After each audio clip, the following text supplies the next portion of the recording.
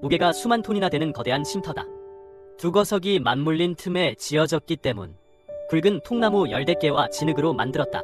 여긴간이 수도 시설까지 갖췄고 다용도 나무 껍질 침구도 몇 장 마련했다. 무엇보다 중요한 건 근처 개울에 먹을거리가 끝도 없다는 것. 휴가 왔다고 해도 과장이 아니다. 사실 사촌은 집에서 결혼 재촉을 받는 데다. 돈까지 없어 이러지도 저러지도 못했다. 그래서 혼자 깊은 산속으로 숨어 들어왔다.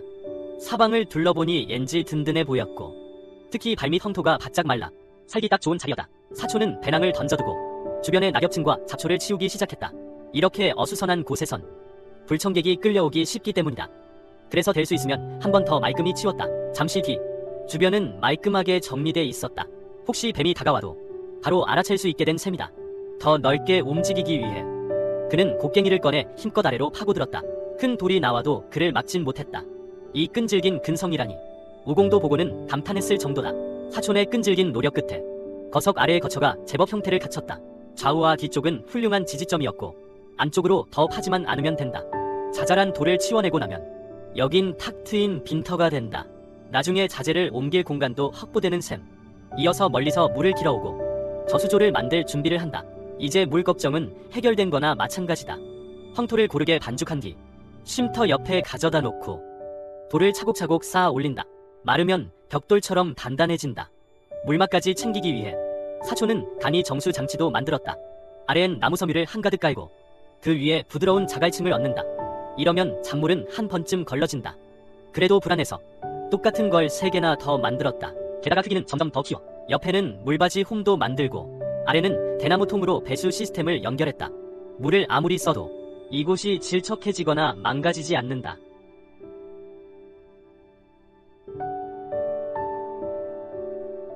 여기까지 오자 사촌은 필터를 하나씩 차례로 연결해 붙였고 멀리서 식수의 발원지도 찾아냈다. 대나무를 반으로 쪼개 마디를 두드려 빼내면 자연스러운 물길이 하나 완성된다. 거리는 좀 멀었지만 한 번에 식수 문제를 끝낼 수 있다면 고생한 만큼 값어치는 충분했다.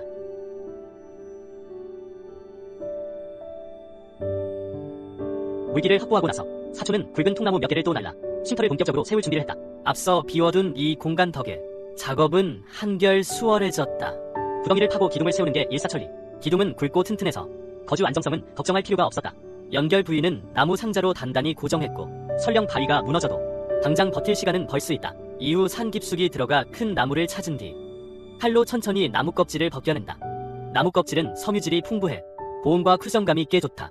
하지만 담요처럼 부드럽게 만들려면 추가 손질이 필요하다. 먼저 표면을 깨끗이 다듬고 막대에 감아 여러 번 두들겨준다. 그 과정에서 나무 껍질은 점점 더 부드러워진다. 겉보기엔 단순하지만 사실 엄청나게 시간이 든다. 물기가 대부분 빠지면 따로 감싸서 계속 두들겨준다. 마침내 이렇게 자유롭게 접히는 형태가 되면 작업은 끝이다. 마지막으로 말리기만 하면 바로 쓸 수 있다. 대충 보면 이게 나무 껍질인지 티도 안 난다. 산속은 낮밤 기온차가 워낙 커서 사촌은 한 장 더 만들어 두기로 했다. 이어서 침대 프레임을 만들기 시작한다. 4개의 목재를 같은 길이로 자른 뒤 장부 맞춤을 판에 조립하면 끝. 이거 참, 사촌이 이런 손재주가 있다면 돈 없어 장가를 못 가도 따라오겠다는 사람이 줄을 설 거다. 침대 밑만 봐도 얼마나 튼튼한지 알 수 있다. 수십 년을 흔들어도 안 무너질 정도다. 그리고 성냥을 켜 뜨거운 물 한 주전자 올려 삶을 데운다. 틈틈이 가는 대나무 꼬치도 깎고 끝부분에 작은 구멍을 뚫어 막근을 깨면 나무 껍질을 깨매는 바늘이 된다. 쉴 틈 없이 손이 바쁘게 움직이는 사이 평범하던 작은 침대는 어느새 제법 고급스러워졌다. 거기에 맞춤 이불까지 덮어주면 여기서 겨울 내내 살아도 춥다는 생각이 들지 않을 정도다. 침상 옆엔 땔감도 넉넉하고 전혀 걱정할 게 없다. 딱 휴양지 같은 분위기다.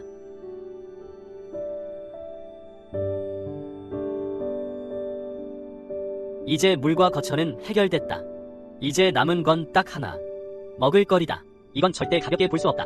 사촌은 개울가로 내려가 뭔가 잡을 게 있나 살펴봤지만 한참 뒤져도 아무것도 없었다. 결국 물로 허기를 달랠 수밖에 없었다. 더 깊이 들어갈수록 사촌은 우연히 작은 가재 한 마리를 발견했고 바위 틈에선 어린 물고기도 한 마리 건졌다. 전부 고단백 보충 식량이다. 특히 나무 뿌리 밑에는 거기엔 큼직한 뱀장어 한 마리도 숨어 있었다.